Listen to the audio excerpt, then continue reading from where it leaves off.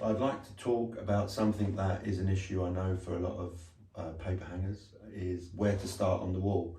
Now, it does need some thought. You don't have to overthink it, but you do need to work out the type of paper you've got, the type of wall you've got. So now with a plain feature wall, square, no features such as a chimney breast, fireplace, window, door, a plain wall, you just have to assess your paper. Now, if you had a paper with a distinct pattern, now this wallpaper has big triangles in it, different colours, but they're basically big triangles.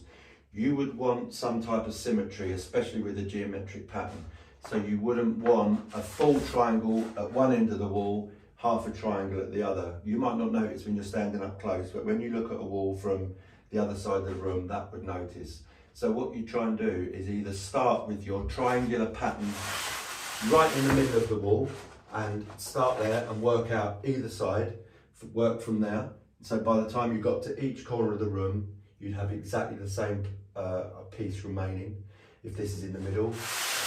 You wouldn't want to just start with a full triangle here, as I said, because you'd probably end up with just a piece there. So with a symmetrical geometric pattern, start in the middle of the wall and work out side to side. You also need to think about where your pattern is going to finish top and bottom.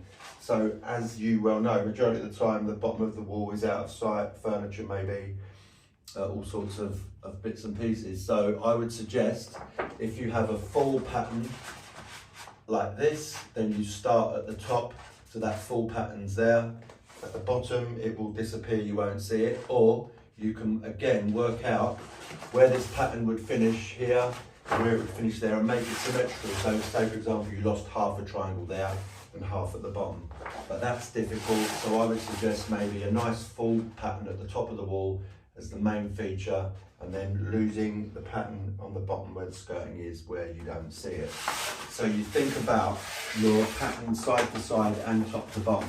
With an abstract pattern, you haven't really got to worry. You can start in the corner and work across, because where it starts and finishes is such a blur that no one picks up.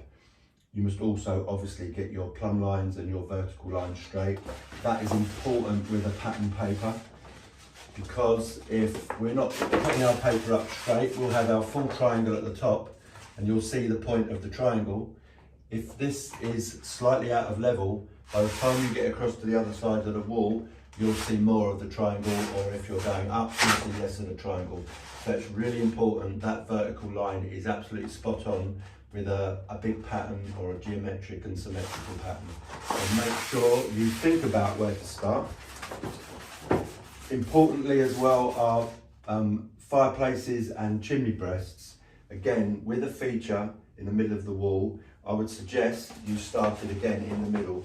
So you can work around the chimney breast and then into the alcoves.